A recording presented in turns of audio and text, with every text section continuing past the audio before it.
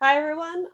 We are going to discuss. I'm going to discuss at my Yeah, you. partner this book, Dark Restraint by Katee Robert. It's part of the Dark Olympus series, It's and number. it's number 7. Hmm. Yep. So go read the other 6 books To truly to, understand this very to interconnected. this very interconnected series. Yeah. The two main characters in this are Wait, wait, Ariadne. wait. This is a spoiler included video about this book, Yeah. just so you know. Yeah. Just so you know. Yes, There this is is a the spoiler video. spoiler Who's free the one. who's the author of this book? I said Hold by on, we're Katee not here Robert. yet. I said by Katee Robert, didn't I? But yeah, there is a No? spoiler free video before this video if you're looking for that. Yeah. So yeah, go check out that one if you want the spoiler-free version. This is going to be the one with spoilers because it's really hard to talk about the 7th book in a series without spoiling any of the other books at very least. I will do my best to maybe not spoil this one as much as the rest of the series, but we'll see. We're gonna get we'll see. We'll get into it. We'll get into it. But yeah, so this is Dark Restraint by Katee Robert, part of the Dark Olympus series, and this one is specifically Ariadne and the Minotaur. Ooh. So this relationship is, if you're following along in the series, specifically the Minotaur and Ariadne were introduced in Wicked Beauty, the 3rd book that is between Helen, Patroclus, and Achilles. Cool. Specifically, Helen committed for her own hand in marriage to win the Ares title after the previous Ares died.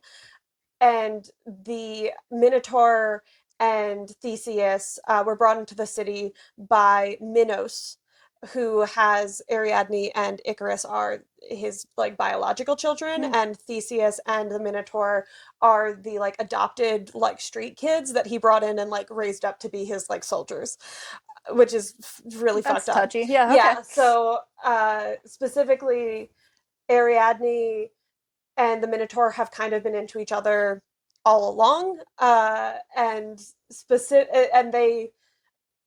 the Minotaur I've mentioned in the spoiler-free video. The Minotaur kind of met Ariadne, and I can talk about spoilers in this You one. can say whatever you want. I can say whatever I want.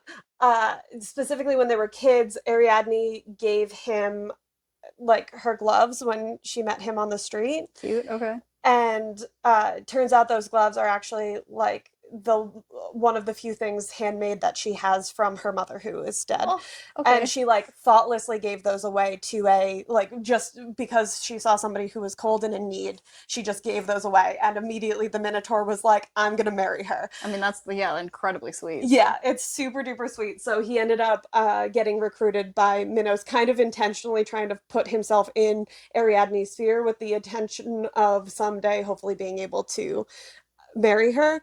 And in the previous books, specifically in Radiant Sin, Theseus kills Hephaestus and takes Hephaestus's title.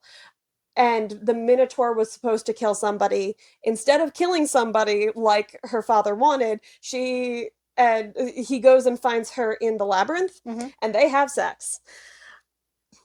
Good for them. Instead of murder. Yeah. Yeah. He knows that she would be upset if he like murdered an innocent.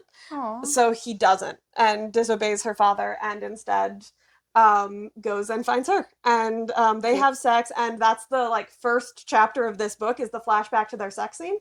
And she does get pregnant from that. Oh. So she ends up making a deal in the previous book to this one with Hera, the new Hera, to instead arrange for a abortion. Okay. So that happens off screen. Historical in this book is there was an abortion, and my favorite part about this romance is that the Minotaur is super cool about it. The only thing, the Minotaur is not at all upset about her deciding to get an abortion without talking to him about it. He's not at all upset about like anything except for the fact that like she left and didn't think that he would put her before her father. And Okay. like that's the major relationship struggle throughout the book is the Minotaur. They have a weirdly sweet romance for the fact that like the Minotaur straight up breaks into the place that she's staying and murders two random guards just to like prove that he can get to her at any time. But so like the touch her and die is real. The like this is a dark romance for sure. He has murdered people, but he like tries not to Yeah. kill people through this book, especially towards the back end of the book. He is all the time trying not to kill people because he knows that it makes her sad. I mean, he's like incredibly soft for most of this. Yeah, no, they like one of my favorite scenes in this book is he knows she like arrange is like they arrange to meet. Every time they meet they end up having sex. For the Dark Olympus series, this one had like the one of the most highest percentage of sex in it because they keep every time they get together they end up having sex. I mean, Which is great. But he realizes that like she doesn't realize that he cares about her deeply and has the whole time and like wants her other than the sex and yep. stuff. So she thinks they're meeting up for sex, and it turns out that like he knows she gets anxious at political dinners and doesn't eat. So he specifically arranges for her to sneak away, and instead of having sex, he has the exact same meal that she ordered. He had the chef make he paid the chef to make a second version of and give him the chef's office Oh. so that she can have a private place to actually eat food. So yeah, this book is really really good. It's weirdly sweet for the fact that this whole series where they're at in the series, the barrier is coming down. Everybody knows now that there is a clause where you can assassinate a member of the ruling council, Mm. other than the three hereditary titles of Poseidon, Zeus, and Hades. Mm-hmm. You can murder anybody else to get a seat on the council. So everybody, the last like 2 or 3 books, has been dealing with like assassination attempts and shit like that. So everything is like very high stress and tension, but like the rest of the books and the rest of the characters, by the end of the book, they still end up very important to the plot.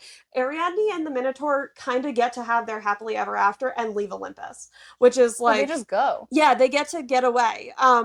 Icarus ends up staying behind, and he's the next romance with Poseidon, which I'm really really excited about. The next romance Interesting. with Okay. Poseidon. So that one's coming out probably next year, and I'm really excited about it. But yeah, this book, I think I mentioned in the spoiler free video, I know probably the least about Ariadne and the Minotaur, as like in terms of the grand scheme of Greek mythology. Yeah. I was personally attached to a lot of the other relationships, and a lot of those have polyamory. But this one, the way they deal with the whole Ariadne is Dionysus's wife in mythology. In this, she's arranged to marry Dionysus, who's like an asexual king, and like specifically writes in the marriage agreement that they don't even end up getting married. But like if they were going to get married, he was like, sex is off the table. I'm not doing that. I'm not doing that. So like even the political marriage would have been like pretty okay for her, but Dionysus is like super duper supportive of their relationship, and like also like helps her get her shit together. So yeah, this has been a pretty spoiler, and that's pretty comprehensive of like the major beats. This is the book. Their relationship is super fun. I highly recommend it. And I would highly recommend starting with the first book if you haven't read any of them yet. Yeah. All of them are really incredible. Katee Robert specifically always picks a couple of kinks for each of the characters and like kind of goes hard on them. The smut is really fun. Like I might also put up like list of like the kinks that these guys are into in this book, because that's always really helpful. Yeah. But yeah, so check this one out. Check out Hades and Persephone's romance, which kicks off the Dark Olympus series, because there is a really big overarching plot, and you should read it from the beginning. Yeah. Even though you could dip in for just an individual book. But yeah, thank you all so much, and check out. I will continue to cover these as these come out, and maybe cover like the first one in the series, because that would be helpful. Yeah, maybe someday. We could go back. Yeah. Yeah. But thank you all so much for watching, and we'll Walking. walk. I can speak. Yeah. Thank you all so much for watching, and stay tuned for more. Yeah.